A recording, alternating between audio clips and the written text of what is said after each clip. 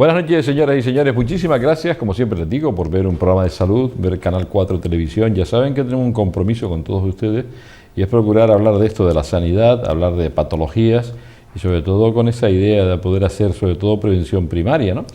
Hoy vamos a hablar sobre un tema que yo creo que es muy interesante, muy prevalente aquí en Canarias, seguramente como en casi todas las comunidades, como son las alergias.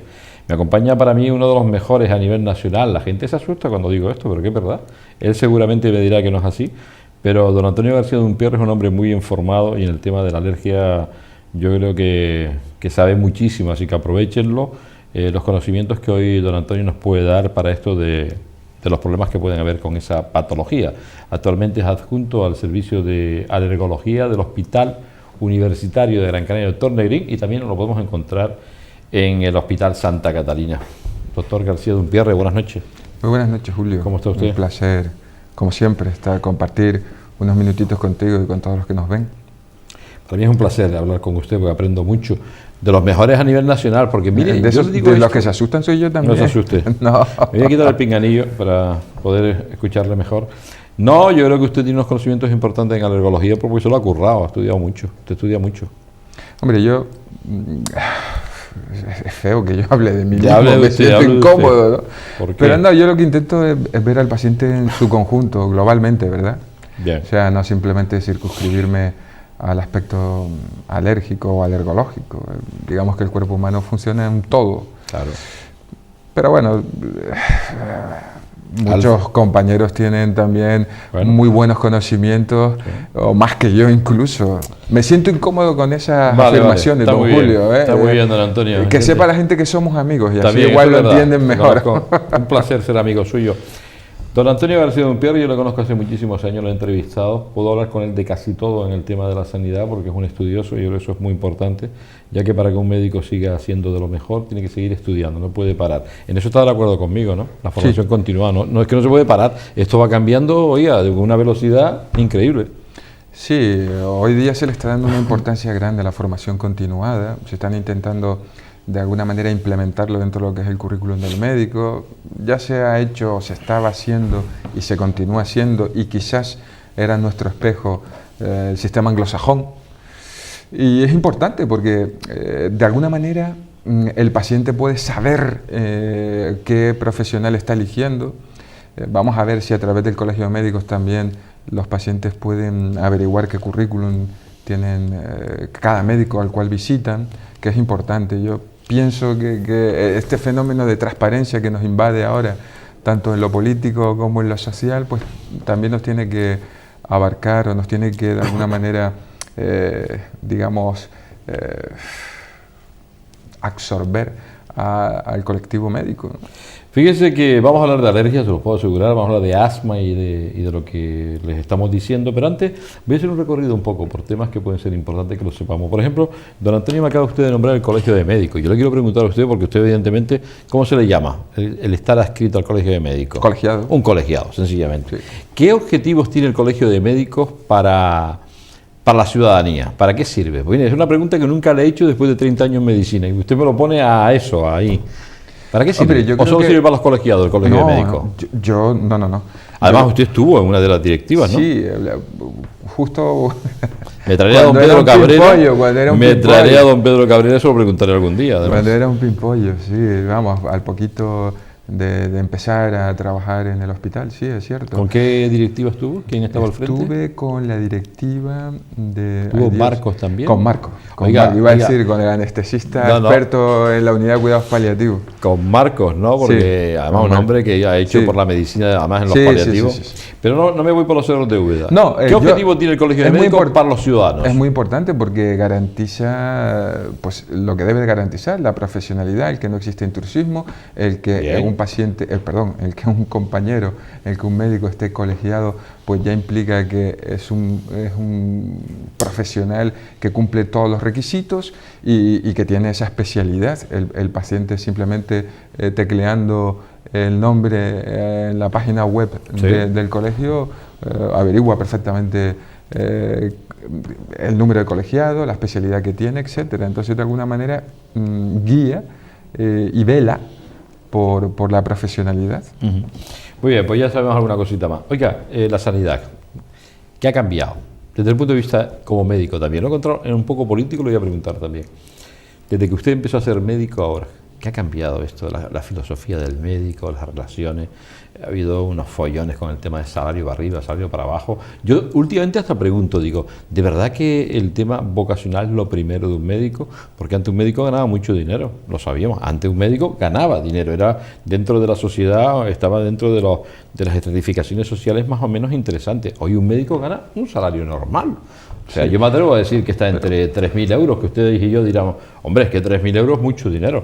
Bueno, ya veremos, es que ha bajado su poder adquisitivo una barbaridad, ¿no?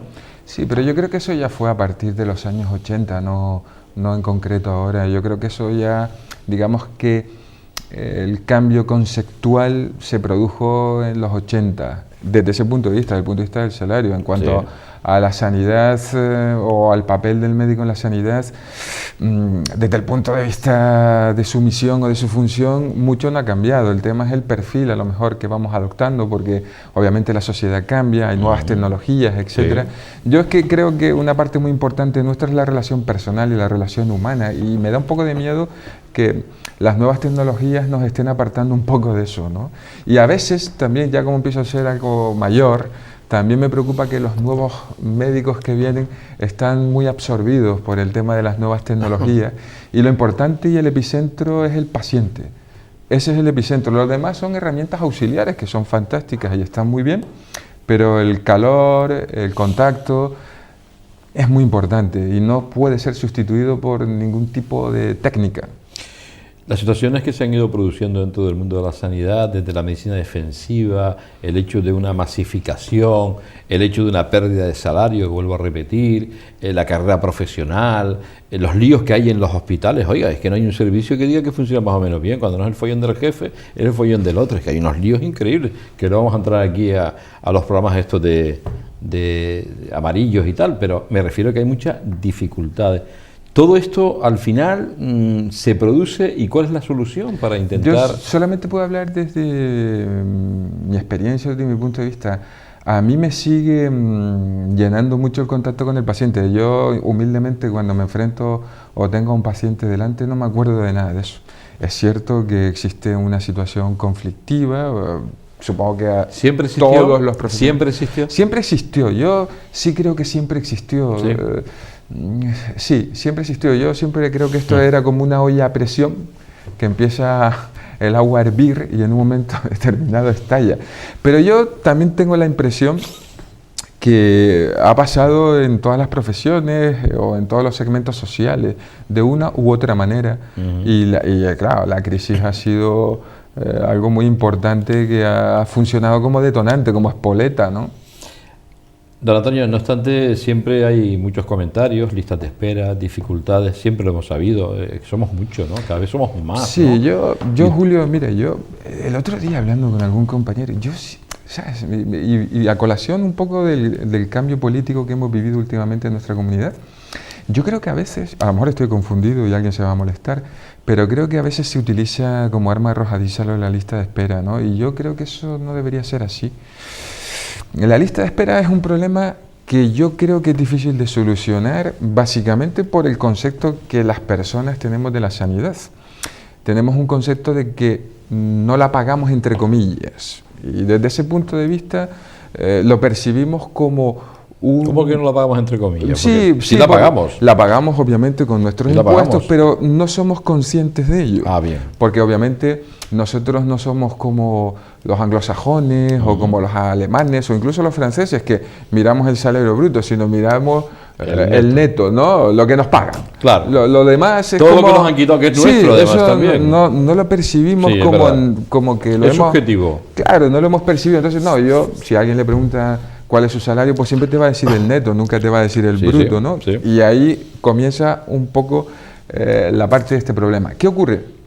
Que al no ser consciente de ello, consideras que la sanidad es como gratis, como gratuita. Obviamente, si yo tengo que elegir entre una sanidad que considero gratuita y que está todo muy bien, en el sentido que la infraestructura es muy buena, que digamos no se escamotea en las nuevas tecnologías, etcétera, versus la atención en un ámbito privado donde tengo que pagar un dinero, pues lógicamente todo el mundo quiere ir a la sanidad pública y lógicamente eso va a crear una lista de espera porque lo percibimos como que nos cuesta menos y realmente probablemente nos cueste menos y tengamos que estar endeudándonos sine die y yo creo que eso provoca la lista de espera per se. Otra cosa es que se pueda gestionar mejor, pero esas soluciones facilonas de que yo de un plumazo borro la lista de espera, humildemente no creo que funcione. Y de hecho, lo que te quería decir, ¿no? Ahora mismo hay nuevas personas en la consejería y se les están exigiendo cosas que no se han exigido de aquí para atrás, o a mí me da esa sensación. Así no se puede hacer. Usted que les conoce y además puede quedar bien con ellos también, porque yo he tenido aquí al viceconsejero, al director del Servicio Canario de Salud, es un hombre muy comprometido y además que viene con ideas, y hablar del doctor Morera, pues a mí me parece que es un hombre que también tiene un currículum, ¿no? Y que ha venido haciendo cosas y ha sido jefe de neurocirugía, un hombre muy implicado, socialista en este caso, que no sé si esto tiene alguna ventaja o no, pero bueno, a lo que voy. A ver, yo desde un humilde punto de vista creo que el color político, como yo no milito en ningún partido, pues a mí eso no me importa mucho. Yo creo que son personas, desde mi óptica, muy bien formadas, que tienen una formación que, de los que yo he conocido, creo que son el grupo mejor formado, ¿no? Capacidad para llevar una empresa tan difícil como esta. En mi humilde opinión, insisto, no porque los conozca ni nada de eso, que hombre, también eso juega un poquito, pero básicamente creo que su formación es muy buena. Y yo antaño quizás no veía gente formada ad hoc para este tipo de gestión, ¿no? Don Antonio, pero sí hay una cosa muy clara frente a lo de las listas de espera, que una vez que se entra dentro del sistema ya, sí que funciona bien y rápido, ¿eh? Una vez que entramos una vez que damos el salto y ya no estamos en esa lista y entramos en el hospital, todo va muy fluido. Claro, sí. Una vez entras en el sistema es todo muy diferente, obviamente. El paciente ya está dentro del hospital, pues ya todo funciona muy rápido. El problema es el acceso y claro, seguramente casos sangrantes conoce la gente muchos, sobre todo lo más sangrante son gente que puede estar en una lista de espera con una patología tumoral, ¿no? Eso es lo que más agobia.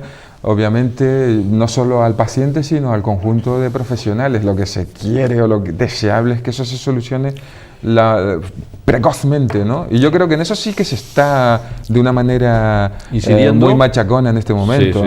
Resolver eso no sé, no quiero a lo mejor aventurarme, ese dato lo voy a hablar de memoria. Creo que el objetivo es que en menos de un mes se puedan ver esos pacientes. Lo ha dicho en 30 días. El consejero que en 30 días y que se van a intentar publicar todas las listas de espera y demás para que tengamos información.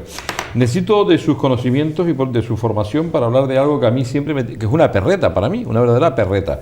Yo siempre lo he dicho, lo digo aquí, lo voy a seguir porque a lo mejor algún día un señor de esto nos da, o entre todos vamos intentando vislumbrar esto y además somos más responsables a la hora de utilizar los servicios sanitarios. Y me pongo el primero, o sea, todos en general. O sea, yo creo que cuando se está malito hay que ir al médico y cuando se precisa ir a un hospital hay que ir a un hospital y nada más. Frente a eso, el tema cultural. Vamos 8 veces más al médico que los europeos. Oiga, eso es unas estadísticas de hace un año, ¿vale? Y a mí eso me tiene muy preocupado porque yo creo que ir mucho al médico no es bueno. No. Yo digo que no es bueno, porque hay una cosa que se produce la iatrogenia, porque estamos todo el día en el médico empieza a hacer pruebas y todo esto es un follón. Yo lo entiendo así. Usted me dirá lo que usted crea que es lo que me interesa. Es un tema cultural también. Podemos modificar ese aspecto desde el razonamiento, desde la sensatez para acudir al médico cuando estemos malos y no cicatrizar toda esta situación.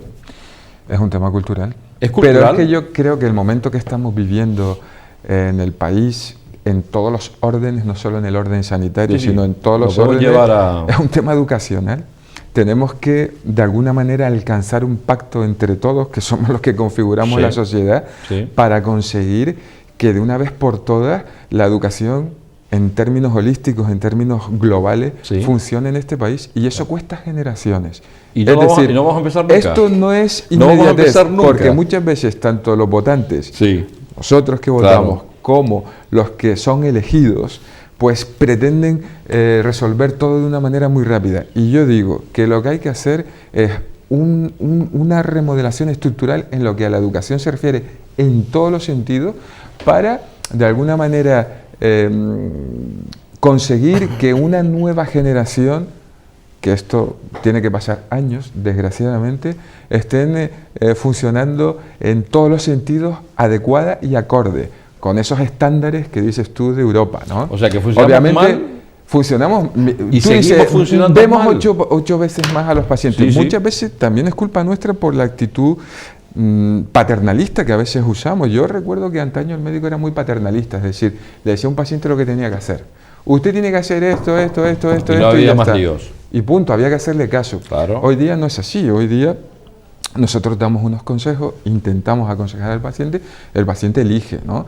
Pero todavía, yo creo que ese tránsito no se ha producido del todo, ¿no? Entonces, te puedes encontrar muchas veces como un paciente por un dolor de garganta, perdón, iba a decir odinofagia, pues va a que le receten un paracetamol al médico de cabecera, ¿no? Obviamente, y de eso van pacientes. Yo recuerdo estar en Canadá, no sé si lo llegué a comentar, me fui a un supermercado y cogí el paracetamol de la esantería, que además tenía 250 miligramos, no me fijé. Pero a veces, y a lo mejor voy a decir algo que la gente se va a sorprender, a lo mejor te haces una infusión de jengibre y te quita el dolor de garganta, ¿entiendes? Y en cambio vas al médico y te van a dar el paracetamol, el antibiótico, el no sé qué, no sé cuánto. Qué lío. Es complejo. Y luego también que lógicamente el hecho de que vaya mucha gente a lo mejor con este tipo de patologías hace que se masifique mucho la consulta, que tenga poco tiempo el médico de cabecera para poder discernir adecuadamente. Es todo, yo creo, insisto, que el plan es educativo y tiene que ser desde la base y empezar ya, pero para crear una generación que socialmente funcione. Nosotros no lo veremos. No. ¿Usted no cree? O sea, no vamos a seguir R con esta historia. Creo que no lo vamos a ver, aunque sí creo que se están produciendo movimientos cada vez más sensatos. Está claro. Cada vez más sensatos, que los tiros van por ahí. Pero sigo viendo todavía muchos intereses espurios, mucha inmediatez, mucha lucha por poder y desgraciadamente politizando cosas como la educación, la sanidad, en exceso. Sí. En exceso. Podemos decir que todo es política, pero politizarlo en exceso no es conveniente. No es bueno.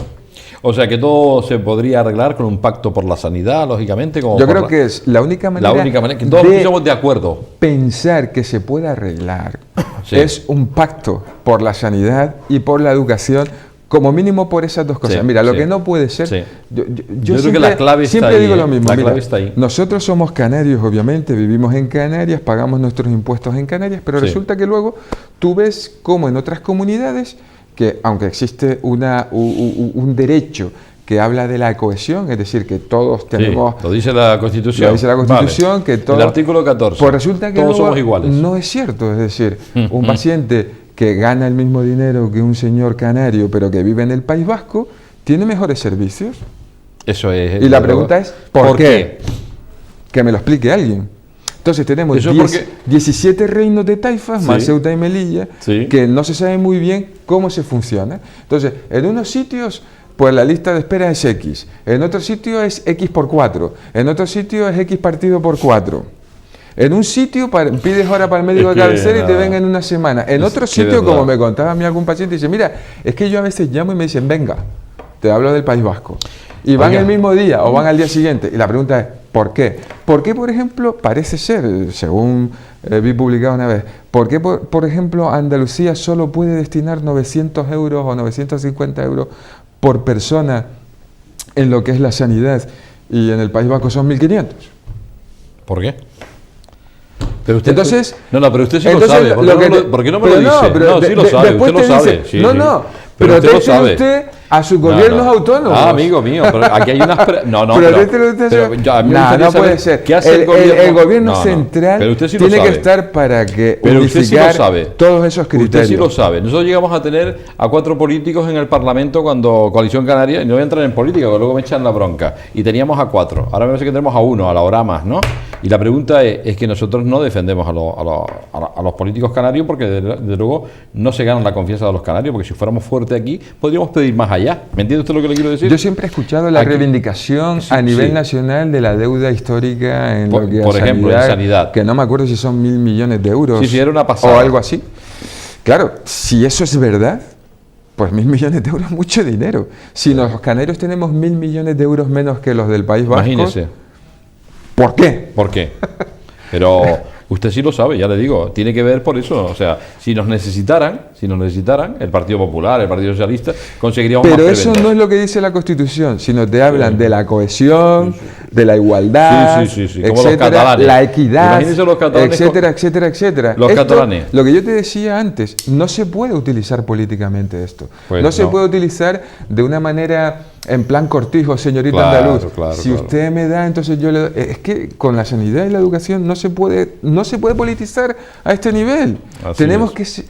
yo humildemente creo que al menos tienes que tener una media de inversión por cada ciudadano en todo el país, con independencia O sea, de que vivas en una comunidad o que vivas en otra. nosotros en Y que Canarias- realmente eso Ajá. sea verdad, que eso Ajá. sea cierto. Pero no que estemos en desventaja, aun y cuando pagues los mismos impuestos que un señor que vive aquí o que vive allá. No Sí, puede sí. ser. O sea que nosotros en Canarias estamos en desventaja por esas cosas que está diciendo usted, que es así además, porque Es así. yo he entrevistado a consejeros, a director y efectivamente hablan de Es esa, así. de esa deuda histórica y se habla de que tenemos unos recursos inferiores a otros españoles igual que nosotros. Así que eso Es así. quede eso claro ahí. Pero Aún ojo así- una cosa, aún así, también debemos tener en cuenta que aquí hay partidos que son, digamos, de estos que se llaman ahora constitucionalistas, pero bueno, que son a nivel nacional, Estatal. como el PP, el PSOE, etcétera, que tienen sus parlamentarios elegidos aquí. Que lo que pasa es que muchas veces también, eso a lo mejor también debería cambiarse desde el punto de vista de la cultura política, pues llegan al Parlamento y votan lo que les dicen allí que Y no le voten, quepa la ¿no? menor duda. Y eso no puede ser tampoco. no le Tienen- quepe la menor duda. Debería ser de alguna manera conseguir que eso no fuese así y que representaran realmente a sus circunscripciones. Es todo politizado, complejo, está todo es muy politizado complejo. y la sanidad y la educación no se puede politizar. La educación básico para cambiar el sistema de valores de nuestra sociedad, básico, que ahora mismo tenemos un grave problema desde ese punto de vista, y en segundo lugar la sanidad o la seguridad social, si lo queréis llamar así, porque ahí debemos meter las pensiones también, Claro. eso no se puede politizar. Pues está politizado, muy Sí. politizado. Sí. Vale, y aún así, don Antonio García Dompierre, tenemos una buena sanidad en Canarias, porque yo lo que lo voy a hacer, me resisto a no hablar bien de nuestra sanidad. Sí. Oiga, tenemos una sanidad, tenemos unos hospitales aquí en Canarias que funcionan. O sea, y nada más usted puede irse ahora a un servicio de urgencia y tiene allí desde un cardiólogo, un endocrino, un cirujano, un oftalmólogo, o sea, un lujo, un Sí. lujo. Tenemos una sanidad que funciona. Sí, es una. Con Vamos los a ver, recursos que no es tenemos. una cuestión a veces, ¿no? de las cualidades específicas, sino es más un problema cuantitativo muchas veces. ¿Entiendes? Es más un problema cuantitativo y ese problema cuantitativo se cifra desgraciadamente en un déficit de financiación De perra. de perras. Al final todo se hace con el dinero. Hombre, se puede, tenemos dinero, pagamos. tú puedes tener X y gestionarlo mal, y puedes Sí. tener X y gestionarlo bien. Pero si X es poco, aunque lo gestiones bien, sigue siendo poco. Sí, pero don Antonio, Entonces aquí, hay que gestionar bien. Por lo que se está comentando, por lo que dice usted y por lo que dice mucha gente, teniendo menos recursos y llegamos, porque Sí, cubrimos, claro. se está gestionando bien. Sí. Se está gestionando bien. Hombre, Oiga, porque si no es imposible. Julio, como Si no es siempre, imposible. todo es mejorable, pero Sí, sí, yo claro. humildemente creo que con la infraestructura actual y con los recortes que se han producido, se está haciendo medianamente bien. Insisto, es mejorable y hay que mejorar todos, pero hay un déficit y ese déficit, hombre, yo no sé cómo explicarte. Si tú tienes un problema en tu vivienda porque se te está cayendo el techo y resulta que necesitas, por poner un ejemplo, 800 euros y no los tienes, pues coño, te vas a mojar, Está con claro. perdón. Es ¿no? así. Pues entonces, ese es el problema que tenemos ahora mismo, ¿no? Yo veo un problema que quizás muchas veces no lo percibimos, y es que aquí tenemos complejos hospitalarios que han sido nuevos, que se puede considerar que siguen siendo nuevos, pero que ya tienen está hablando del unos doctor años. Negrín. Estoy hablando del doctor Y Negrín. remozado el insular. Claro, y entonces muchas veces nos olvidamos que eso hay que renovarlo. Y ahora mismo, pues yo creo que a lo mejor hay un problema en lo que a la renovación de las cosas que se van gastando Porque para el que doctor la Negrín gente... ya cuenta con 15 años, 10 años El doctor seguro. Negrín cuenta con 17 años ahora Fíjese, este verano, cómo pasa el tiempo, ¿eh? en junio, julio, 17 años. Fue en el 99 Un hospital cuando joven, se abrió. ¿no? Un 7 hospital joven, años. pero obviamente ya empiezan, por ponerte un ejemplo, nosotros usamos espirómetros para medir la función pulmonar, pues esos espirómetros ya tienen muchos años, ¿no? Y hay que renovarlos y esa renovación necesita dinero y ahí es quizás donde vemos que puede existir un problema a corto plazo si no se hace una financiación adecuada, que supongo que el gobierno canario estará R, incluso con estos pactos que pretenderán que de alguna manera se cambie, ¿no? Ahora está muy de moda, también oí que los valencianos pedían un poco más o menos lo mismo, no sé qué tipo de pacto van a alcanzar. Los valencianos al lo que final. están pidiendo es echar a la Rita Barbera. No, pero te hablo de que parece ser que también tienen un déficit histórico de financiación. Entonces, de alguna manera, aquello del café para todos que se decía en aquella época, pues no sé cómo lo van ahora a condicionar o de alguna manera reinventar.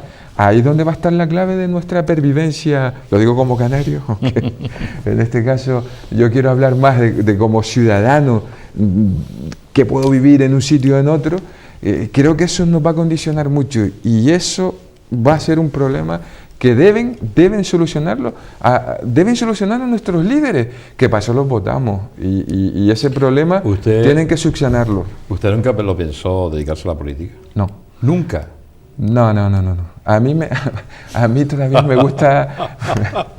Es que a mí lo de los políticos me hace una gracia increíble, lo que eran los políticos, ¿se acuerda usted? Eran los personajes que hemos tenido aquí en Canarias y tal, y ellos solos como han llegado a la desafección de que los ciudadanos ya no nos creemos nada, ¿eh? Pero la desafección que existe, es obvio que existe. Yo, mira, te voy a decir una cosa, creo que en el funcionamiento interno de los partidos políticos, ahí en ese pecado tienen la penitencia actual, ¿no? Yo creo que, y seguramente se van a enfadar conmigo, pero creo que no le preocupa mucho a usted que se enfade. No es que me preocupe. Porque no yo le es que tiro no un poco de la preocupe. lengua a usted y... No es que no me preocupe, es que creo que ha pasado y que no sé si lo van a subsanar. Creo que se han convertido en unos mediocres, han preferido elegir a mediocres Sí, señor. y han echado de los partidos a la gente con valía. Porque es mucho más fácil. O se han ido los que tenían valía. Se han ido, porque sí, no, veían yo hablo de echar porque veían este gallinero, es que esto de los se políticos, pueden echar por de favor. muchas formas a la gente, ¿no? A la gente se puede echar de muchas formas. Entonces, creo que esa no mediocridad... Se van, ¿eh? Los mediocres no se van. Claro, esa Se mediocridad la estamos pagando muy caramente. Y aquí en ¿no? Canarias Y mucho, ahora fíjate, nos ha cogido un momento gordo, muy grave, que claro, siempre miras al pasado y miras a los políticos que teníamos en aquel entonces, ¿no? Que eran otro corte, ¿no? Sí. Claro, estos que han vivido de la sopa boba, con perdón, ¿vale? Claro, que no han tenido, Me encanta hablar con usted, no ¿eh? han tenido que lidiar con problemas muy graves porque Serios. las cosas iban rodadas. Oiga, claro. Ahora tienen un problemón que miran para todos lados. ¿Y qué hacemos aquí? ¿Qué hacemos ahora? Y no sabemos. ¿Qué hacemos aquí? Y la que se ha montado es buena, ¿eh? Hay una montada muy buena, muy buena. Oiga, pues voy a invitarle para hablar de política, porque es que usted tiene mucha información guardada por ahí. Información guardada. Información, ¿no? sí, o sea, por lo menos aspectos importantes pero como a la hora de analizar. Como yo pienso, yo Mucha creo que gente. la inmensa mayoría, humildemente, creo que menos como digo yo, porque en nuestro país también se miran las cosas de la política muy en términos futbolísticos, de forofismo, ¿no? Yo pertenezco a esto, pertenezco al otro.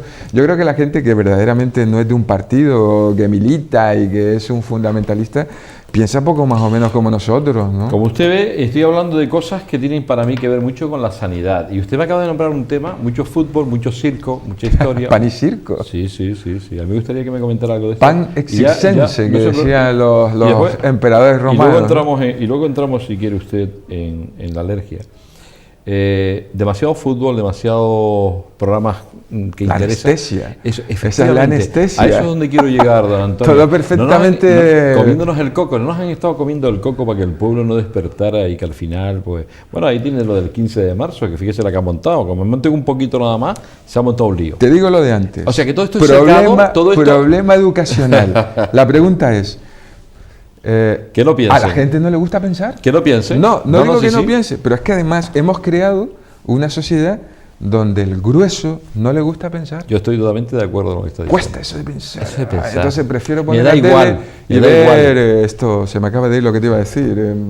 Bueno, tampoco quiero decir ningún programa, pero estos Donde que todo el mundo considera telebasura, Las porquerías estas que ponen la televisión, la ¿no? ¿Por qué? Telecinco Porque esta. te hace no tener espíritu Efectivamente, crítico, te hace la no vida de los pensar, demás, el no sé con lo qué. cual eres un corderito en manos sí. de los que ellos Pero quieren. escuche, antes las revistas estas famosas también, que las encontramos en la peluquería y todas estas cosas, Sí. esto es una cosa que viene de antaño también. Sí, pero no con tanta cantidad, es que ahora es un bombardeo continuo. Yo bueno, y cuando tú Y también, nosotros hemos caminado- cuando éramos pequeños había una cadena de televisión, solo una, era la sí, cadena sí, número 1, efectivamente. que empezaba además a las 2 o a la 1:30, no recuerdo bien, Sí, la sí, carta sí, al sí. ajuste aquella Sí, y tal sí, igual, sí, y punto, o Y sea, a las 8 el no daba muñeco a mucho dormir. tiempo y ahora hay muchos canales que tienen que rellenar muchos huecos y lo rellenan con lo que es más atractivo. Desde el punto de vista... Anoche el Bertín Osborne, no sé si fue anoche o el día anterior, salió con el Iker Casillas. Y creo que tuvo una cantidad, hablaban de 4 millones y pico de personas viendo esto.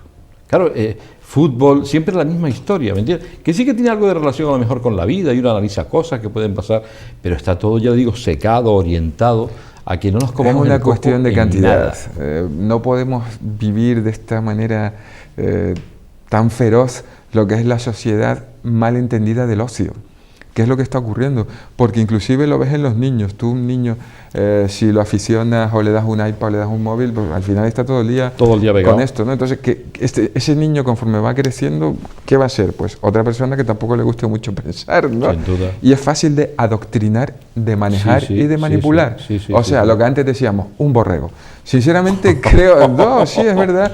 Creo Joaquín. que hemos creado o estamos creando una sociedad aborregada y no puede ser. Escuche, la gente tiene que empezar a pensar, tiene que ser crítica, si no vamos mal. El otro día leía un artículo que ponía eso, que iban los niños al colegio y era todo memorizar, nada era razonar, pensar, que es lo fundamental, para incluso enfrentarse a crisis como esta. Una persona que piensa, busca recursos, busca fórmulas, las hay, y aquellas personas, nos tenemos que ir a Darwin, ¿no? A la selección natural. Los mejores preparados siguen adelante. Sí. Esos no cogen depresión ni cogen nada, sino buscan recursos.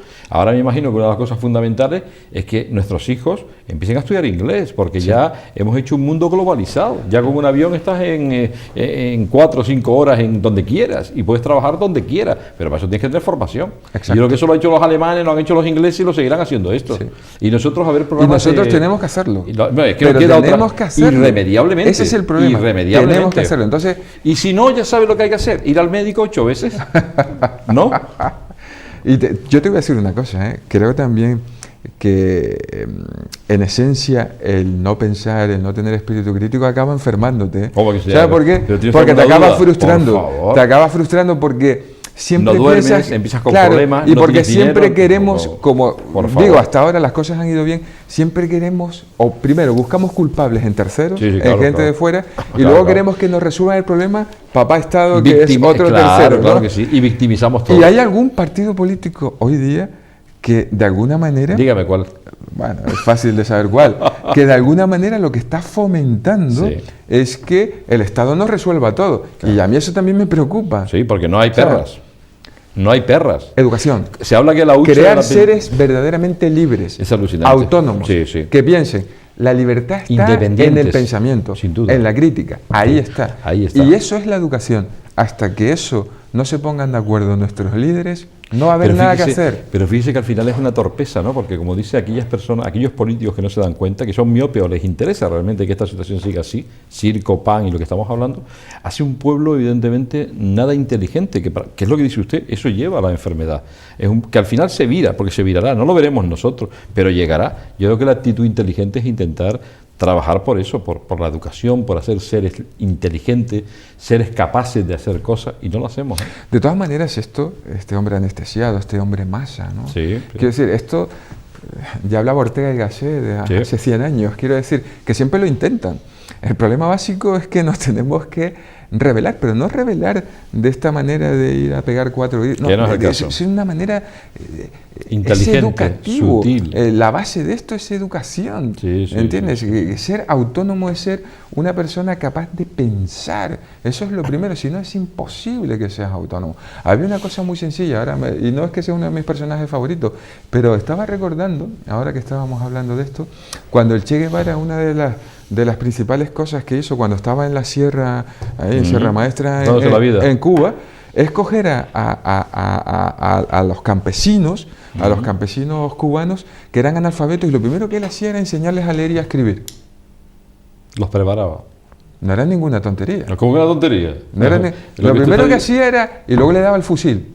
Total. Pero lo primero, los enseñaba a leer y a escribir. A pensar. ¿Entiendes? Claro. A darse cuenta de la situación. Yo creo que estamos viviendo una segunda era de analfabetismo, solo que enmascarada. Yo también te Como te dicen que saben leer y tal, pues ya lo enmascaramos. De acuerdo. Pero es una segunda era. Y eso hay que darse cuenta y empezar a trabajar en ello. Debemos ser capaces de pensar por nosotros Creatividad. mismos. ¿Se acuerda que veníamos hablando por el camino? Los medios de comunicación, todos están influenciados por el partido o por la línea editorial eufemísticamente que se habla ahora. Entonces, tú tienes que ser lo suficientemente autónomo e independiente para saber con quién estás, o a quién estás mirando, o a quién estás escuchando. Y eso me temo que no está sucediendo. Grave problema. Los fundamentalismos, la radicalización, los extremismos se fomenta desde la incultura, los nacionalismos. Todo lo que sea ampliar, todo lo que sea creerte que eres ciudadano del planeta, es por donde van los tiros. No atomizarte, no hacerte más chico. Eso no se le ocurre a nadie, sino a un memo. Con cariño y con perdón. Que sí, que lo que está diciendo es para mí tiene una carga de verdad absoluta. Y aquellos que se dan cuenta de lo que usted está diciendo y tienen hijos, lo que hacen es formarlos muy bien, los mandan a estudiar fuera, los preparan y son los que después tienen mejor calidad de vida. Sí. Aquí nos encontramos un montón de personas que están atadas. Yo veo gente con 50 años que están en una edad todavía de poder conseguirse la vida, y la mayoría de ellos dicen, pero si es que no se hace absolutamente nada. Claro, es que se han dedicado a trabajar, han perdido el puesto de trabajo y ahora no tienen formación para hacer cualquier otra cosa. Cuando nos tenemos que preparar para intentar reiniciar otra vez una nueva vida a los 50, a los 55 años, claro que se podría hacer, pero claro, sin conocimientos ninguno, sin actitud, sin ganas y sin aptitud, es imposible. Lo que pasa es que en ese contexto, yo creo que ahí también se ha perdido 20 años cuando hemos recibido todos estos fondos estructurales casi a fondo perdido de la Unión Europea. Yo creo que se debió aprovechar para intentar de alguna manera... ya se aprovecharon para otras cosas, pero se debería haber aprovechado para cambiar el modelo productivo, ¿no? Al final hemos creado simplemente toda a base de ladrillo, ladrillo, ladrillo y turismo, turismo, turismo. Claro, al final eso no genera... Está bien, porque tira de la economía y es fundamental que siga existiendo, pero hay que diversificarlo, porque si te encuentras en una tesitura como la actual, ahora mismo yo creo que uno de los principales problemas, lo sabrá mejor la gente que se dedica a esto, es que las personas que han perdido su empleo en la construcción no tienen graves problemas para reiniciar una vida laboral en otros sectores. Y eso nunca se trató, ni nunca se vio, o por lo menos no se quiso ver, se fue miope en eso. Y obviamente ese problema hay que resolverlo, no puedes tener gente con 40 años que vivan en la indigencia o que no puedan vivir de otra cosa. Algo hay que hacer. Y hay que empezar ya, pero nunca las propuestas o por lo que se preocupan, a mí me da esa sensación, no es esa. Y desgraciadamente parece que lo que impera son los intereses económicos, estos macroeconómicos de los bancos, los multinacionales, que muy bien no sabes ni quiénes son, y al final están todos mezclados. Entonces, para cambiar eso, la persona tiene que ser libre desde el punto de vista del pensamiento y tiene que ser crítica. Si no, difícil. Y el riesgo que corremos es que muchos espabilados que quieran de alguna manera ser arribistas y aprovecharse de las circunstancias van a acabar manipulándolos de nuevo al grueso y no sabemos a dónde vamos a ir a parar. Insisto, es un problema de todos y lo tenemos que resolver entre todos. En la mesa y no politizar cuestiones básicas como son la educación y la sanidad. Con eso no se puede jugar. Así es. Pues yo le agradezco que hayamos estado hablando sobre este tema, porque hay que seguir hablando sobre esto, porque está claro que lo tenemos que empezar a vislumbrar y darnos cuenta de que tenemos que empezar a cambiar, sobre todo la gente que se dé cuenta, porque claro, ya sabemos que nuestros dirigentes poco van a hacer por eso, porque siempre es repetir lo mismo. No, pero si la gente les presiona, porque la gente cada vez es más crítica, más independiente del punto de vista del pensamiento, un canal adecuado, se ponen a ver programas adecuados. Cambian seguro, claro. De hecho ya hay algún cambio, aunque parece que se resisten, pero se ven cambios, ¿no? Pues yo le agradezco mucho que hayamos comentado este tema. Me quedan 5 minutos para ir a la primera parte. Vamos a ver unas imágenes, unas diapositivas antes, y luego vamos a hablar de alergia con don Antonio García Dumpierre, alergólogo, un hombre muy sensato, que las cosas que ha dicho, yo repito, se las agradezco mucho, porque si nos hace reflexionar y darnos cuenta, y ya los que vamos cumpliendo años, pues ya en el camino este lo tenemos casi hecho.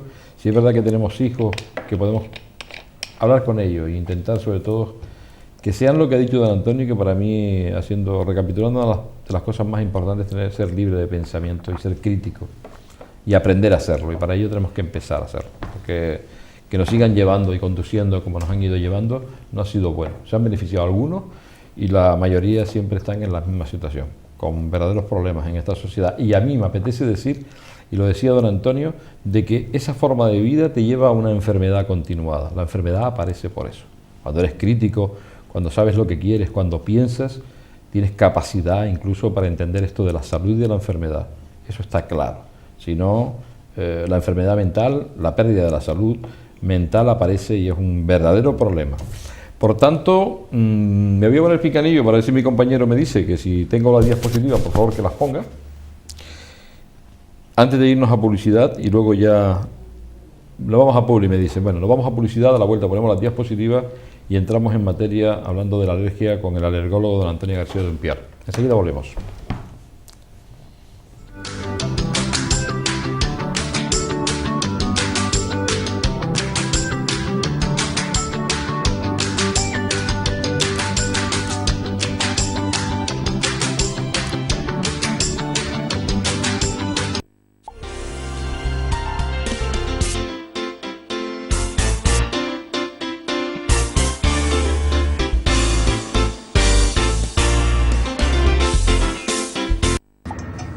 Hola, soy Juan Santana. Les invito a entrar en este espacio Yemayá de lunes a viernes de 11 a 12 aquí en Canal 4 TV. Un umbral lleno de esperanzas, de respuestas, de ilusión, de misterios y sobre todo de muchísima fuerza. Os espero. Resonancia abierta ahora en Telde. Si necesitas hacerte una resonancia y vives en la zona sur, piensa en la resonancia abierta en San Gregorio Telde. La máxima calidad al mejor precio, 250 €, y los estudios te los entregamos en 24 horas.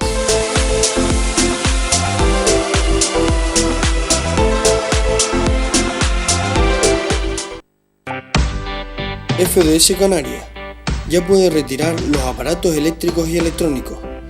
No te olvides que recogemos todo tipo de aparatos eléctricos y electrónicos gratuitamente. FDS Canarias, siempre apostando por el medio ambiente.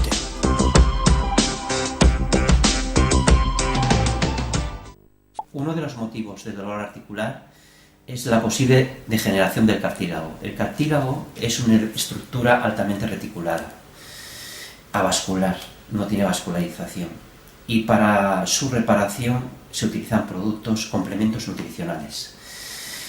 Una vez que está dañado el cartílago ya no se puede reestructurar, pero en ese proceso, en el proceso de curación, sí podemos ayudar con complementos nutricionales.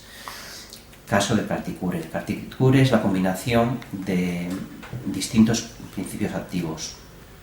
Uno es el condritin, otro es la glucosamina, y en el caso del Carticure añade el ácido ascórbico y el manganeso. Indudablemente ahora hacemos más deporte, nos movemos más, hacemos ejercicio más activo, y esto puede provocar esta degradación del cartílago. No solamente en las personas mayores con problemas de artritis y artrosis, sino en personas ya jóvenes. Hay muchos elementos y muchos componentes que nos pueden ayudar. Uno es Carticure. Hola, saludos, soy Juan Santana. Recordarles, todos los viernes por la noche a partir de las 9, el programa Calentito, aquí en Canal 4, procuren estar con nosotros, los viernes por la noche a las 9. Calentito. ¡Au!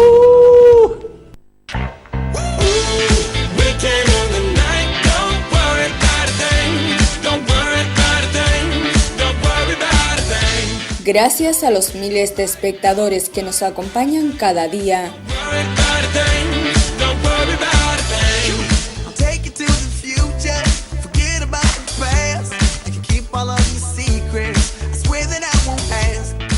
Rompemos límites y expandimos horizontes.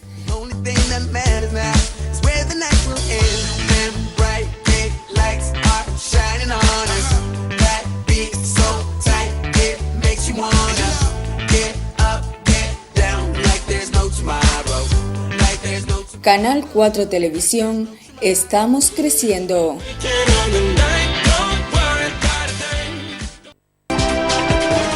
Si buscas toda la actualidad política de Canarias y toda la información sobre los eventos sociales, culturales o deportivos de la sociedad canaria, la encontrarás en los informativos de Canal 4 Televisión.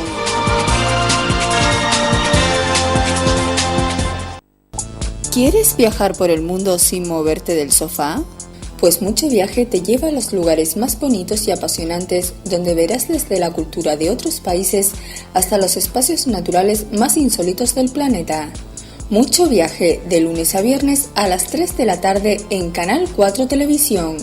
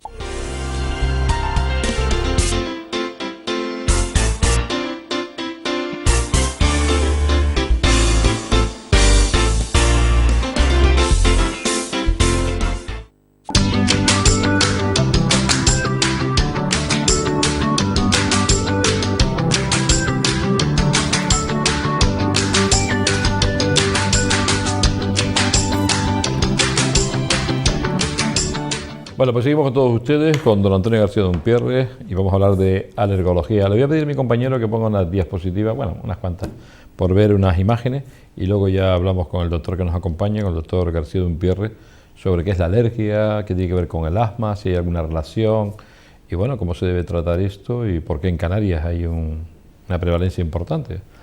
Vamos a ver, ¿tenemos las imágenes? ¿Las pones? Don Antonio, ¿qué es eso? Un bicho. Pues esto es el principal actor, ¿sí?, de la alergia en Canarias. Es el alergeno más relevante, la causa más frecuente en Canarias de alergia respiratoria. Son estos arácnidos, son arañas, que los llamamos ácaros, son muy pequeños, miden en torno a 300 micras y viven fundamentalmente en nuestras camas, en nuestros colchones.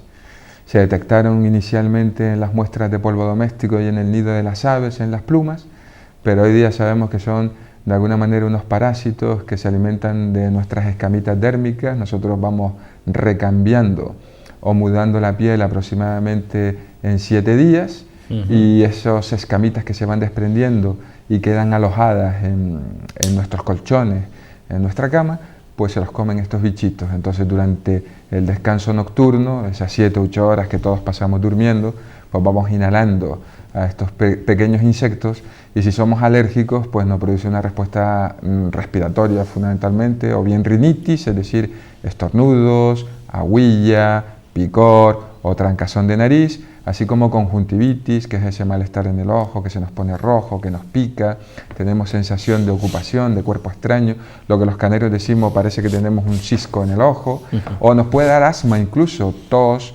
pitos y asfixia.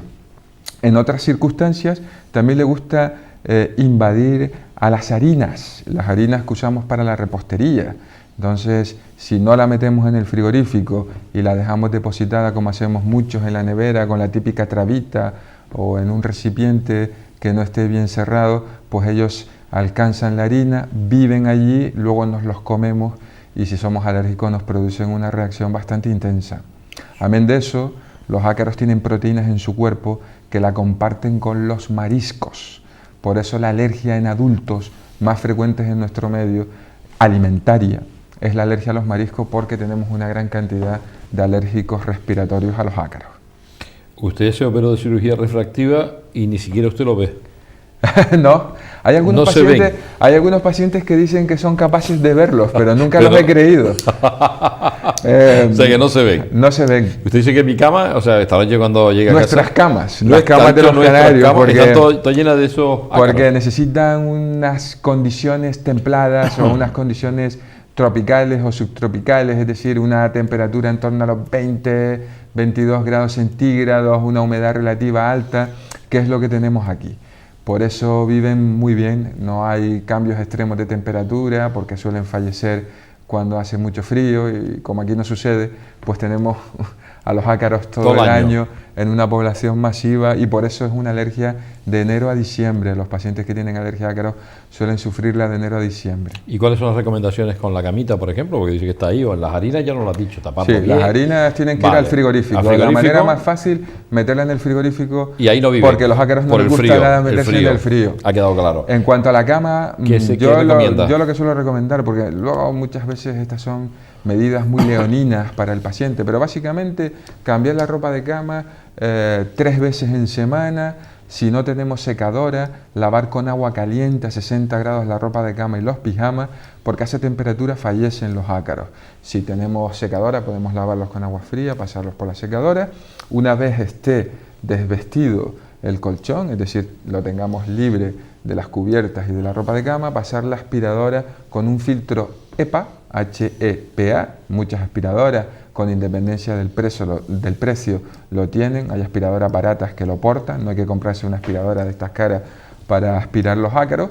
Durante 2 minutos, una vez tengamos, insisto, desnudo el colchón, 3 veces por semana, lo aspiramos y ya con eso reducimos bastante la población de ácaros. Si tenemos peluches u objetos que acumulen fácilmente ácaros, como puede ser el papel pintado, los póster que algunos jóvenes ponen en la habitación para decorarla, o en su defecto alfombra, pues también debemos de quitarlo porque acumulan una gran cantidad de ácaros. Para que se hagan una idea, para padecer o presentar los síntomas, mejor dicho, debemos de inhalar más de 500 ácaros por gramo de polvo. Si conseguimos que existan menos de 500 ácaros por gramo de polvo, aunque seamos alérgicos, no tendremos síntomas. Muy interesante las cosas que está diciendo. Vamos a ver, ¿por qué unas personas sí y por qué otras no? ¿Qué es lo que pasa? Me darían el Nobel si no lo sabes, ¿pero por qué? O sea, no, vamos a ver. Hay una predisposición genética. Es decir, hay una predisposición genética que favorece o faculta a que el sistema inmunológico del paciente alérgico responda de una manera exagerada, fabricando una gran cantidad de anticuerpos contra algo que es inocuo, es decir, un ácaro o un polen o la caspa del perro o del gato es inocua, no hace daño, pero el sistema inmunológico del paciente alérgico no lo sabe y cree que sí. Por lo tanto, fabrica una cantidad descomunal de anticuerpos contra esos factores que son inocuos para el resto de la población, y esos propios anticuerpos que fabrica el paciente son los responsables de los síntomas. No es el alergeno en sí, no es el ácaro en sí, sino los anticuerpos, digamos, fuera de control que fabrica el propio paciente. Se puede vivir a veces hay una relación asma y alergia. Es verdad que hay una relación. Sí, me atrevería a decir que casi siempre. Casi siempre. Casi Una persona que siempre. es alérgica puede hacer un asma. Sí, a mí no me gusta decirlo, perdona Julio, como Sí, tú lo has dicho. Dígalo como se tiene que Vale, decir. vamos a ver, la alergia en sí no es una enfermedad, es un mecanismo que produce enfermedades. Muchas veces, y pasa mucho en Canarias... ¿La alergia no es una enfermedad? No, la alergia muchas ¿Que es un veces síntoma? los pacientes piensan que la alergia es la rinitis, ¿no? Y lo Sí, circunscriben toda la rinitis, eso es un Sí. error.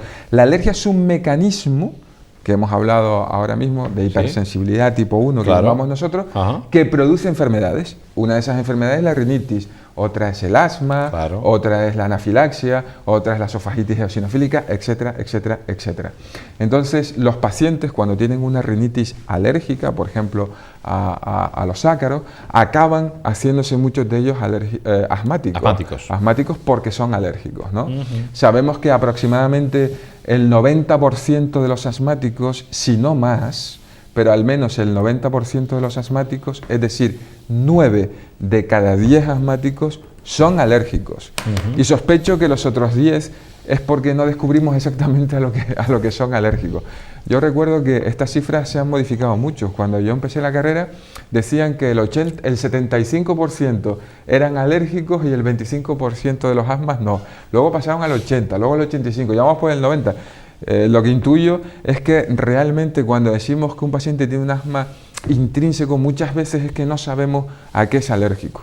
Pero ustedes tienen formas de procurar saber de qué es alérgico una persona, que son las provocaciones, ¿no? Te provocan una situación. Primero se hace una prueba cutánea. Sí. Si esa prueba cutánea no da positiva y la prueba sanguínea tampoco, se llega a las provocaciones, que pueden ser conjuntivales, nasales o bronquiales, con un alergeno específico, ¿no? Si sospechamos que el paciente, por ejemplo, tiene una sintomatología que le despierta por la noche o al levantarse, pues lógicamente probablemente sea algo que esté en la cama y pensamos automáticamente en los ácaros. Entonces lo que hacemos es hacer una provocación bien conjuntival, bien nasal o bien bronquial para reproducir los síntomas a diferentes concentraciones y así sabemos la intensidad también de la enfermedad. Eso nos permite además también monitorizar el cómo va mejorando el paciente. Si tú tienes un paciente que responde a una concentración muy bajita y empiezas a tratarlo, incluso le aplicas un inmunomodulador, una vacuna, consigues que a lo mejor pasado 1 año o 2 años necesite dosis más elevadas para provocarle los síntomas, con lo cual el paciente va mejorando. Te permite monitorizar la enfermedad. El otro día me llamaba un paciente y me decía, hombre, es que me gustaría ir a un buen alergólogo, Julio, tú esto de que ves médicos y tal. ¿Cómo se lo mandé a usted? Lo venía hablando por el camino, sé que no me lo he inventado. Y había ido a otros alergólogos. ¿Qué pasa? Que a veces no se hila fino y intentar hacer un buen diagnóstico diferencial y poner por ende un buen tratamiento no es tan fácil y a veces el paciente no lo curan y hay que ir a otro alergólogo o podemos estar, le voy a hacer la pregunta más directa, o tenemos que ir a otro alergólogo porque aquel al que fuimos no nos solucionó el problema o no supo o no dio con la enfermedad. ¿Se puede dar este caso? A veces también estamos en el caso de que un paciente sea alérgico a muchas cosas, ¿no? Lo que llamamos un polisensibilizado, que normalmente estos pacientes no van tan bien como un paciente que es alérgico a una sola cosa, ¿no? Y muchas veces el paciente también tiene unas expectativas muy altas de lo que pretende conseguir. Era ¿no? un hijo y... Si por ejemplo, imagínate que vivas, yo qué sé, que vives en Santa Brígida, tienes un jardín de césped, 4 árboles frutales, uno es un olivo, otro es un melocotonero, tienes allí que plantas kiwis y tienes un perro, un gato y un caballo. Resulta que el niño es alérgico a los ácaros, al polen de las gramíneas del césped, al polen de árboles del olivo y al perro, al gato y al caballo, pues difícilmente ese niño va a salir hacia adelante. ¿Y qué hay que hacer con el niño? Pues, ¿Quitar todo lo que está allí? Obviamente, la mejor manera de curar a un paciente alérgico es evitar la exposición alergénica antes de usar medicamentos. Si tú, por ejemplo, solo fueses alérgico a un gato y tienes un gato en casa, lo quitas y se acabó el problema. Tema solución. Es la manera más lógica y definitiva. Si lo que pretendes es con un medicamento vivir con el gato, la cosa se complica. Se puede producir ese hecho que le quiere usted, que llegar a la solución es bastante complejo. Claro, y entonces el paciente acaba frustrándose, ¿no? O los padres en este caso, ¿no? Vale. Me apunté por aquí mientras le estaba escuchando. ¿La alergia se cura o vamos a vivir toda la vida con la alergia? Con la adrenalina, que luego hablaremos. A colación de esto hablamos, acabamos de tocar el tema, ¿no? Si tú eres alérgico a un gato, o sea, eres alérgico al gato, lo quitas. Y si no lo, no lo quiero quitar al gato, si porque, quitar, oiga, ¿usted tiene alguna mascota? No, pero sí tenemos veterinarios. Pero sí tenemos veterinarios que eso es un problema ya de índole profesional, porque el veterinario, si es alérgico al gato o al perro o al caballo, vaya lío, vive de eso. Ahí, si es un mono sensibilizado y le pones una vacuna, van muy bien. Van muy bien. Sí. Y se puede solucionar el problema. Sí. Entonces, la alergia se cura. Se cura siempre y cuando estemos hablando de un alergeno, sí, y dependiendo de qué alergeno, si es fácilmente evitable o no. ¿Vale? En esos términos tenemos que hablar. Un ácaro es difícilmente evitable, pero un gato no. Ajá. Entonces, en base a qué paciente tengamos delante, tenemos que dejarle las ideas claras y las recomendaciones claras. A mí nunca me ha gustado vender humo, y menos en términos de sanidad. Son enfermedades crónicas, como puede ser la hipertensión arterial o la diabetes mellitus, el azúcar, para entender. Para que lo entendamos. Muchas veces yo me encuentro con pacientes que obviamente son jóvenes, o los padres, que yo les pongo el siguiente ejemplo, le digo, si a lo mejor tú mismo o los abuelos del niño son hipertensos o son diabéticos, nadie discute que tenga que tomarse una pastilla de la tensión todos los días, o ponerse la insulina, o tomarse un antidiabético oral. Claro. Nadie discute eso. Pues tampoco debería plantearlo en esos términos maximalistas de un paciente alérgico, qué problema hay si consigo con un tratamiento de sostén, de mantenimiento, dosis muy pequeña, aunque sea diario, mantenerlo libre de enfermedad. Pues a eso es a lo que vamos. Fíjese una cosa, ¿una alergia puede ser incapacitante? Sí, claro que sí. Y una persona, o sea, claro que sí, quiere decir que de baja y tirarse porque te deja cao. Si tu profesión, por ejemplo, se me ocurre el asma del panadero, si tú eres panadero y tienes alergia a la alfa-amilasa que está en las harinas, pues veo difícil que puedas estar fabricando, o sea, hay que cambiar de trabajo. Pan. Sí. Bueno, eso es así. Sí, sí. Vale. El asma. Yo recuerdo antaño, don Antonio, que el asma era un problema para los padres increíble. Evidentemente, sí, para el pobre que sufría el asma, los niños ni contamos, ¿no? Pero era algo que realmente hacía que el niño era como más débil, se podía morir, y de hecho morían. Algunos, yo recuerdo cuando yo era bastante joven, algún niño murió, ¿no? Y sí, era terrible, ¿no? Hoy el asma es una enfermedad que se trata bien, mejor, saben ustedes más cosas, tienen herramientas. Y además puede ser una vida normal, el asmático. Totalmente. ¿Sí? El tema es verdad lo que dices. Yo recuerdo inclusive cuando era estudiante, claro, como aquí había una altísima incidencia de asmáticos, probablemente sea la comunidad que más asmáticos tiene del país, ¿no? Canarias. Sí, probablemente lo sea. ¿Qué sucede? Que los padres vivían eso con un temor enorme, porque tampoco había terapias muy eficaces. Hasta que no se inventaron los inhaladores famosos, claro, los pacientes tenían verdaderos problemas para ser tratados. Se les trataban con corticoides sistémicos, sí, que además tenían unos efectos secundarios muy importantes, producían el síndrome de Cushing, los niños estaban gorditos, con problemas, y bueno, y luego cuando les daba un ataque, pues obviamente eran difíciles sacarlos, ¿no? Porque tenían muchos ataques debido a esa dificultad para tratarlos. Pero la revolución fue con la invención de los inhaladores, del cartucho presurizado inicialmente, porque obviamente la dosis que se necesitaba para mantener al paciente bien era muy pequeña.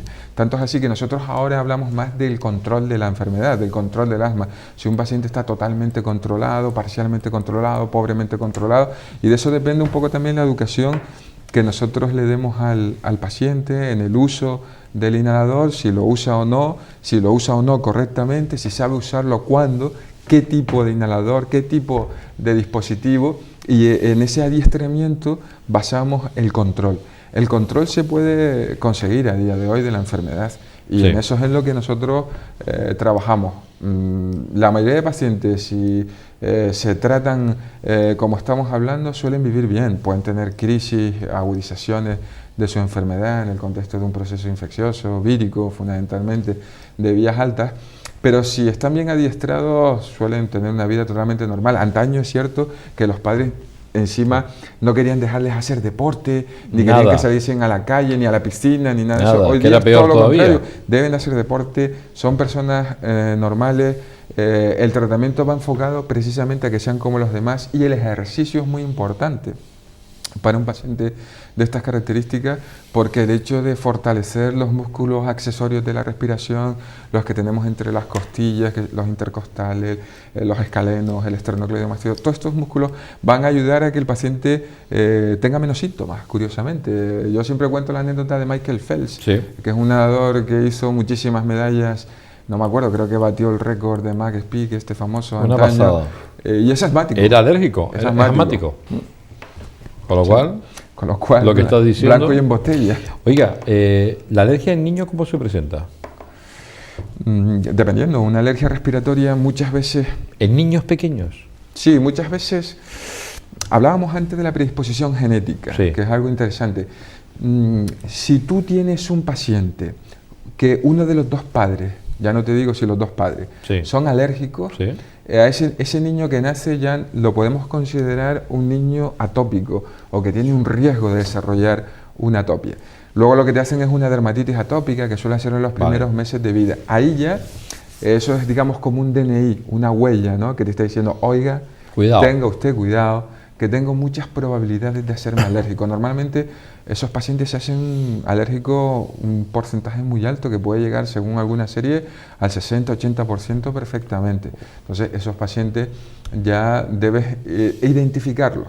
Luego un segundo aspecto muy importante que seguro que muchas personas lo habrán escuchado es la bronquiolitis. Sí. La bronquiolitis son infecciones víricas muchas veces epidémicas. Aquí en los meses de octubre, noviembre, diciembre siempre suele haber pico y la pueden producir varios virus, pero hay uno particularmente que es el virus respiratorio sincitial, que sabemos que cuando produce una infección en un lactante tiene muchas posibilidades de antes de los 6 años desarrollar asma bronquial. Entonces a esos pacientes también hay que identificarlos para intentar prevenir. ¿Y de qué forma previene? Pues la prevención, hay un estudio que se hizo hace ya como unos 10 años, multicéntrico, en muchos hospitales de Europa y de Canadá, donde se demostró que dando un antihistamínico, dividiendo el peso entre 4, a partir de los 6 meses hasta los 6 años, el 85% de esos niños que hemos identificado no se hacían asmáticos. ¿Cuánto sabe usted de todas estas cosas, Como se ve que se ve que es alergólogo usted, ¿no? Oiga, vamos a ver, se puede morir uno de una alergia. Y ahora me voy a poner dramático esto de que se puede uno morir. ¿Se puede uno morir? Se puede uno morir. Nos podemos morir de una alergia, ¿no? Hace poco, creo que hace 2 semanas o así, creo recordar que en Andalucía, en Málaga, un niño con una nuez tuvo una anafilaxia y falleció. Joder, Sí. Pero vamos a ver, esa es la pregunta que le iba a hacer. Entonces ya me lo ha dejado claro, se puede morir de una alergia, ¿no? Sí. La alergia aparece porque sí. O sea, vamos a ver, yo que sepa, tengo de todo, ¿vale? Pero ¿me puedo ser alérgico de forma dramática ante Hay una uno, situación? Porque sí. Por ejemplo, en el caso de los alimentos, que bueno, se me ha ocurrido este ejemplo, Claro. pues hay unos alimentos que son más alergénicos que otros, ¿no? Lo que Uno sucede, será mira, los mariscos, seguro. un ejemplo A muy ver. gráfico, que es una pelea que nosotros tenemos siempre, es con el recién nacido, Sí. ¿no? Cuando nosotros nacemos, para entendernos, nuestro tubo digestivo es como un colador, ¿vale? Ajá. Es decir, tiene unos poros muy grandes y por ahí penetra cualquier cosa, penetran moléculas muy grandes, como por ejemplo es la leche de vaca. Entonces no se nos debe ocurrir, o no se nos debería ocurrir en la medida de lo posible, darle un biberón de leche de vaca a un recién nacido, que a veces se hace. ¿Se hace? ¿Vale? Sí, a veces se hace. ¿Por qué? Porque esa ¿Pero por qué se hace? ¿Porque tenemos vacas o porque...? No, porque la madre, lo que se dice coloquialmente que sube la leche, sube a las 48-72 horas. Sí. Y bueno... ¿Y por qué pues, va a dar de vaca? Porque es la leche de farmacia, como dice la gente, suele ser leche de vaca, ¿no? ¿Ah, sí? Entonces son moléculas muy grandes que pasan Vale. con mucha facilidad. Entonces, si ese es un niño con predisposición genética, se hace alérgico, se hace alérgico. Que no lo sabe. Que no lo sabe. Bueno, a menos que uno de los padres sea alérgico, ¿no? Entonces ya sabes que... Ya lo dijo antes, claro, debe tener cuidado. Entonces, ¿qué sucede? La madurez de ese sistema gastrointestinal del bebé, del recién nacido, esos poros que son muy grandes, se van haciendo cada vez más chiquititos conforme nos vamos haciendo grandes. ¿Vale? En los primeros 6 meses de la vida ya esos poros se van haciendo más pequeñitos a las macromoléculas. Entonces, hasta los 6-7 meses no se nos puede o no se nos debe ocurrir, aunque a veces no hay más remedio. La leche de vaca. Exacto. Luego sucede también con otros alimentos como los frutos secos. Pretendemos que se tomen cada vez más tardíamente, hasta los 6 años al menos. Que ahora se habla que son buenísimos. No, los frutos secos son cardiosaludables porque buenos. regulan el metabolismo lipídico y de alguna manera protegen al corazón. Lo que pasa es que son muy alergénicos también. La alergia al cacahuete es una plaga en los Estados Unidos porque casi desde que nace se lo dan, Todo el mundo come cacahuete. Entonces lo que hay que hacer es esperar Ha a que dicho el cacahuete. tubo gastrointestinal... El cacahuete es esté el maduro. manís. El maní, los manises. Es que el otro día preguntaba yo, digo, oye, esto de los manises, lo hablaba con una nutricionista y dice, no, eso no tiene ningún valor y tal. Y ahora me está diciendo usted que sí, que el manís es un producto bueno. Bueno, siempre y A ver. cuando... vamos a ver. Acláreme eso. Yo te lo aclaro. ¿O usted o la nutricionista? No, el problema es que normalmente los cacahuetes no los comemos fritos o no son crudos, por así decirlo. Por ejemplo, una nuez tú te la comes cruda o una Sí. almendra te la puedes comer cruda. Sí. Eso es sano. Sí. Pero si ya la tuestas o le Ya haces- es otra historia. Ya es otra historia. ¿Y Ya el manís? se puede convertir en un elemento muy energético. El manís que tomamos es un manís de estos Elaborado. tostados, sí, elaborado. Eso ya es otra cosa, ¿no? Pero el manís sí es tal cual, está bueno. O cacahuete tal cual, sí. Y está bueno y tal. Lo que pasa es que Vale. no lo solemos comer así. Igual Bien. que los anacardos, por ejemplo, también si los observas muchas veces están fritos. Sí. Y a la gente le gusta mucho, pero de hecho cuando están fritos, cuando están tostados, que sería lo correcto, son más alergénicos. Dan más alergia cuando están tostados que cuando son naturales. Yo le quiero hacer una pregunta, porque no sé dónde, la verdad es que no sé dónde quiero llegar, pero para eso está usted aquí, que me lo va a aclarar seguro. Sistema inmune. Ahora todo el mundo habla del sistema inmune. Sí, se ha puesto muy de moda. Está de Básicamente moda. se ha puesto muy de moda porque siempre hemos hablado del sistema inmune digamos, en el sistema inmune más nuevo desde el punto de vista evolutivo, el que hemos adquirido muy próximo a nuestra era, ¿no? Que es el que tiene, digamos, nombres de moléculas muy raras. Sí. Y habíamos abandonado el sistema innato o el sistema primitivo, Sí. que son todo lo que tiene que ver con los simbióticos, los probióticos, los prebióticos, Sí. Eso que etcétera, nunca me sustancias. enteré, sí, eso. Eso que nunca se le hizo mucho caso, pero que ahora está muy en boga, ¿no? Sí. Porque es una manera natural de defendernos. Si Vale. tenemos un sistema innato, natural, fuerte y potente, Sí. vamos a tener muchas más posibilidades de que todo esté modulado, controlado y que nadie pierda el control dentro de esa complicación que es el sistema inmunológico. Vale. Por eso es muy importante que las floras de las mucosas, tanto de la flora gastrointestinal, esté perfectamente equilibrada Sí. para que no se produzcan fenómenos indeseables, bien de infecciones o en su defecto de alergias, ¿no? Sí. Por eso se hace mucho hincapié en una flora bacteriana normal.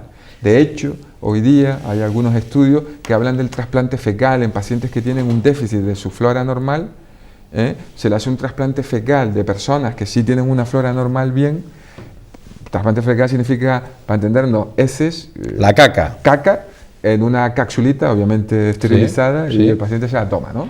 Oh, Se hace mucho, se está haciendo hincapié en muchas enfermedades. Usted me está hablando desde el punto de vista científico, todo lo que está diciendo no, no. es demostrable. es Eso demostrable. Te puedo decir que hay muchos Eres. hospitales americanos Sí, sí. de muy alto nivel que están Ah. trabajando en eso. Son los americanos los que han Sí, empezado. pero yo- a hacer. Lo digo porque a la gente le gustan mucho los americanos Sí, en los este americanos, sentido. sí. Pero los americanos van y después copian nuestra sanidad. Sí. Si tienes perras en Estados Unidos no tienes ningún problema, pero si no, y me imagino los mentecatos de médicos que tienen que haber por allí también, Alguna ¿no? habrá, Como en supongo. todos lados, ¿no? Pero fíjese la pregunta que le hice. Yo quería hablar del sistema inmune porque no le debe de gustar mucho a usted el tema desde el pensamiento. Hablan del pensamiento, que el pensamiento sea positivo, que uno no se agobie, que uno intente de alguna forma, porque sí, evidentemente usted se deprime, el sistema inmune también se deprime y tal. Y yo he llegado, y no estoy tan convencido, pero es la pregunta, ¿se puede curar una alergia pues teniendo esos pensamientos positivos, intentando de alguna forma, no, usted se ríe, pero yo casi comiendo de forma adecuada, haciendo ejercicio físico? Hombre, si comes de forma adecuada, si no tienes una dieta rica en grasa saturada, Sí. si haces ejercicio, Sí. etcétera, etcétera, etcétera, No hay alergia, no bebes, fuma, no bebes. pues las probabilidades o posibilidades de Disminuye tener cualquier mucho. tipo Vale, de enfermedad vale, va a vale, disminuir. vale. Yo te Vale. pongo un ejemplo para que lo entiendas y Vale. lo va a entender A gráficamente ver. la gente. Cuando un bebé nace por cesárea, su flora gastrointestinal es diferente a la que nace por vía vaginal. ¿Por qué? Porque cuando pasa por la vagina adquiere unas bacterias que están en el canal del parto. Entonces parece ser que los niños que nacen por cesárea son más vulnerables a cierto tipo de enfermedades circunscritas en el ámbito inmune que los niños que nacen por vía vaginal. Y tiene sentido en lo que hablábamos antes, en esto de que tengan una flora bacteriana normal. ¿Qué es eso de tener una ¿Te flora? preguntan entonces eso cuando una madre lleva un niño? Sí, sí, es importante saber. ¿Lo pregunta? Es importante saber muchas cosas. Joder. Cómo nace el niño Sí. y también qué le ha pasado en las primeras horas del nacimiento, Tela. si ha tenido algún problema, porque muchas veces tienen inmadurez pulmonar y eso facilita que sus bronquios sean más reactivos y que se cierren, para que lo entienda todo el mundo, con más facilidad. Esos detalles son importantes. Qué interesante ¿Vale? todo esto. La flora normal bacteriana, porque muchas veces la gente dice, eso es la flora bacteriana, pero la flora bacteriana, para que lo entienda, es como si fuese una selva donde todo el mundo está en equilibrio y todo el mundo come de todo el mundo. Es decir, si tú te imaginas una selva donde las cebras comen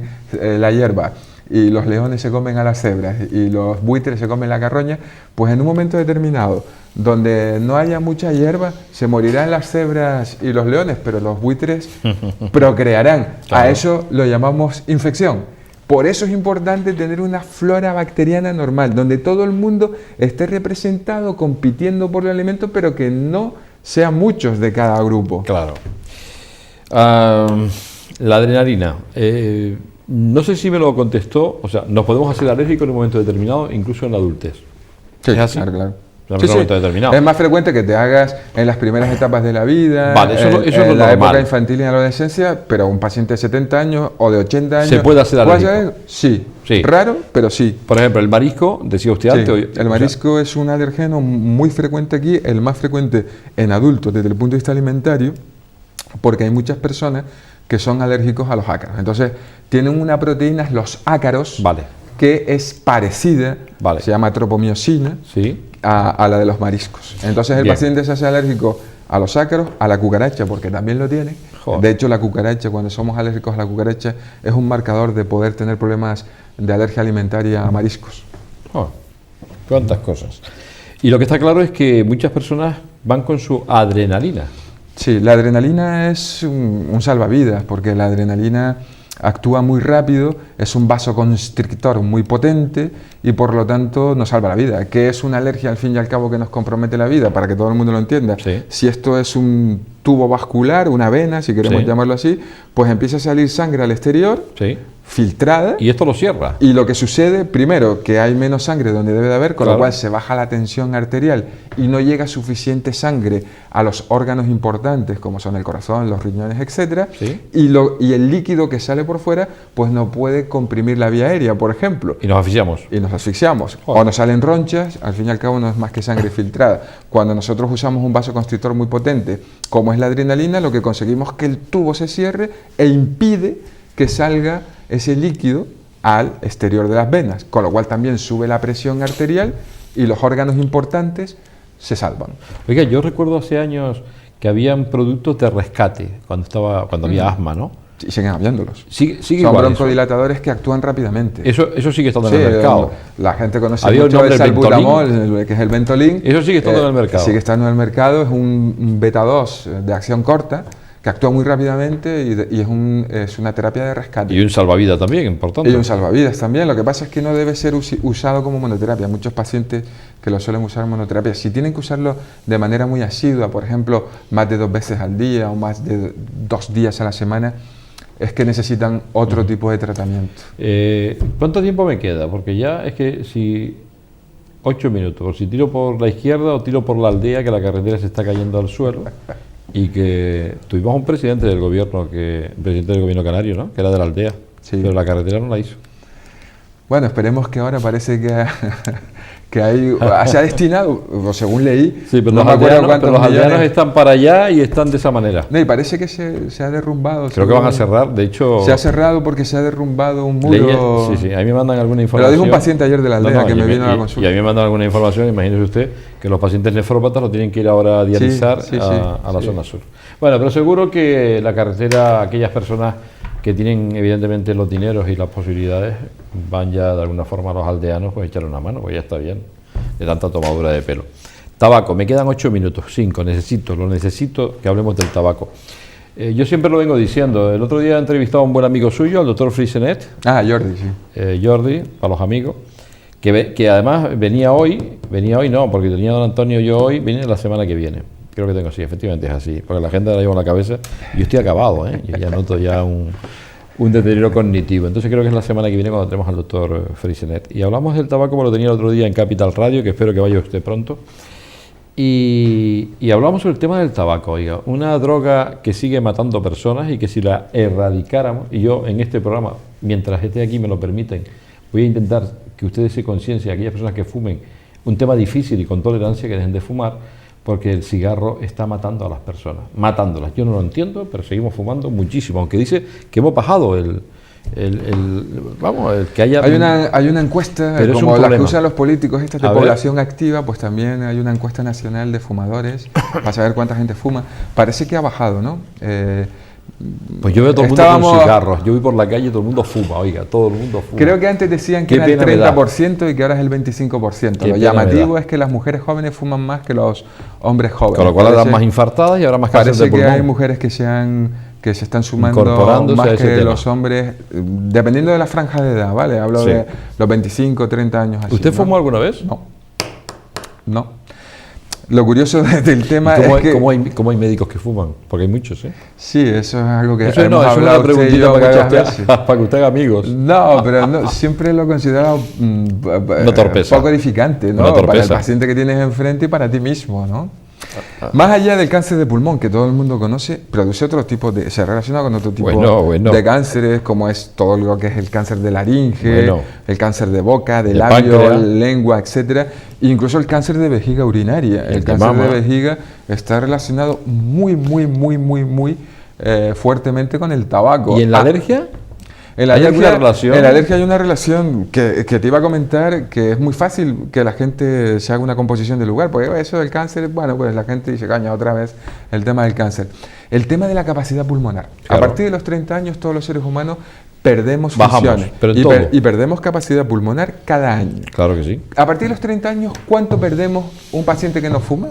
Una persona que no fuma 20 centímetros cúbicos o 20 mililitros al año. Que no fuma. Un 20. Si fumas, puedes perder entre 75 y 100 mililitros. Qué barbaridad. Con lo cual, tu capacidad pulmonar se ve 5 veces incrementada. Lo que uno pierde en 10 años, el otro lo pierde en 2. Qué barbaridad. Y lo que uno pierde en 20, el otro en 4. Entonces, estamos hablando pues de una persona fumadora durante 20 años. Desde los 25 a los 45, imagínate la capacidad pulmonar que ha podido perder que pille una fumando 20 paquetes. Es lo más normal, ¿no? Eso es lo mínimo. Lo mínimo. Y si tiene una alergia, pues lo que probablemente haya sucedido, primero, que su capacidad pulmonar se haya visto afectada. Todo se empeora. Básicamente porque va a tener más números de reagudizaciones, va a tener que ir más veces a urgencias, pero también va a facilitar que se haga alérgico a cosas nuevas, porque nosotros tenemos un epitelio que de alguna manera separa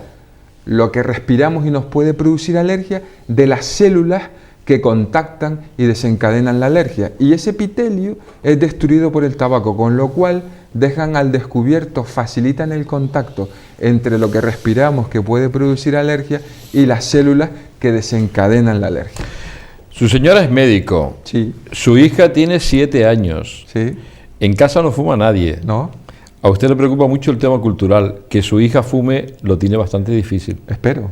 Pero lo tiene bastante difícil. El tema cultural en global. Pero decir, cuidado, no solo de mi hija, de todo el mundo. Pero vamos incluido yo. Pero vamos otra vez al tema cultural, el sistema de creencias. Si en casa nuestros hijos, hay que empezar lo más cercano y poquito a poco. Se lo está poniendo bastante difícil, porque ya estará usted muy al loro. Yo creo que ya el hecho de que en tu casa, por las influencias. Yo creo que ya el hecho de que las personas, o sea, que los adultos no fumen, pienso que de alguna manera facilita el que ese niño no fume nunca. Está claro. Aunque seguro que alguno habrá, pero el porcentaje será menor. Habrá una influencia de amigos, de historia. Pero el porcentaje seguro que es menor si lo comparáramos con padres que fuesen fumadores. No le quepe la menor duda. No le quepe la menor duda. Bueno, pues ya me debe quedar poquito tiempo, nos vamos a ir despidiendo. ¿Cuántos? Pues me quedan 4 minutos todavía, podemos seguir. ¿De qué le apetece que hablemos? ¿De fútbol? ¿No es Deportivo de Las Palmas? De fútbol no, por favor. De fútbol también. Ay, Dios mío. Usted está también en la Clínica Santa Catalina. Ahí hacen provocaciones, todas las compañías de seguros. Lo digo porque mucha gente lo habrá visto y querrán acudir a, para mí, uno de los mejores alergólogos que hay a nivel nacional. Se lo digo otra vez. Porque sin complejo, don Antonio, o sea... No, hombre, pero es que eso... No, usted, lo digo yo. Usted no, yo digo que sin complejo. Yo hago un programa de salud y estoy convencido de que aquí en Canarias hay gente que sabe muchísimo. Nos vamos a la península y tampoco nos encontramos muchas eminencias, cuidado. Hay gente buena, pero... Es como en todos lados. Pero nosotros no somos mejores, Canarias, pero tampoco peores. No, peores yo no defiendo, somos, te lo digo yo. Defiendo yo ese complejo de inferioridad del canario, soy un fiel detractor.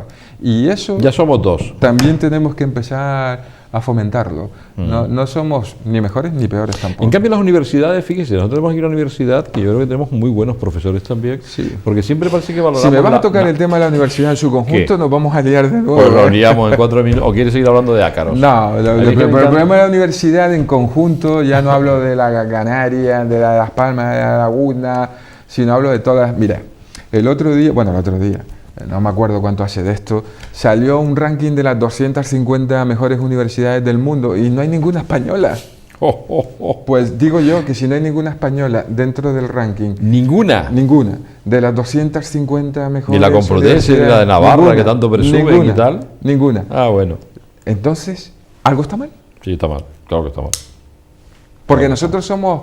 o éramos, supongo que ahora seremos la 10ª o la 9ª economía del mundo. No podemos ni siquiera tener una universidad dentro de las 250 del mundo. Tiene tela, Es que tiene tela. Y lo del IMATE, ¿dónde ponemos el IMATE? El IMATE es algo muy importante, pero que creo que los políticos lo usan solo como un marketing más, que era muy bonito en un programa electoral. Se lo pegan en la camiseta, se lo van pero todos los científicos. No se hace nada. Se van todos. ¿Y dónde se quedan aquí? Oye, tampoco se promueve demasiado, porque al final aquí los que investigan muchas veces suelen ser becarios que malviven, o sea, es que es terrible, es que a ponernos a hablar de esto... Se ha comido los 4 minutos en esto. Don Antonio García Dompierro, un buen amigo, gracias por estar aquí en Canal 4 TV. A ti, Julio, gracias por sus palabras, por su valentía, por hablar como habla, porque yo creo que ya es hora de que empecemos a decir cosas, por lo menos decir cosas, y usted hoy ha dicho muchas cosas muy interesantes. Nos vamos, amigos, la semana que viene creo que tengo al doctor Freixenet aquí con nosotros, vamos a hablar de cirugía torácica, me voy a meter otra vez con el tabaco, voy a intentar conseguir que, yo sé que es una tontería lo que voy a decir, pero lo voy a decir, que una persona deje de fumar hoy en un programa de salud, para mí sería un éxito, hay que dejar de fumar, porque lo van a pasar mal los que fuman, muy, muy mal, y eso de morir asfixiado es un problema terrible. Cáncer de pulmón, EPOC y muchos más cánceres que ha dicho don Antonio. Esto es muy serio, Busque ayuda. Tanto el Hospital Insular como el Dr. Negrín tienen unidades tabáquicas. Hoy hay tratamientos para intentar mejorar ese tema y solucionarlo. Piénsenselo, porque llega la muerte, llega la muerte trágica con el tema del tabaco. Adiós, amigos, sean felices, buenas noches. Gracias por ver Canal 4 TV. Nos vemos el próximo día. Gracias. Adiós.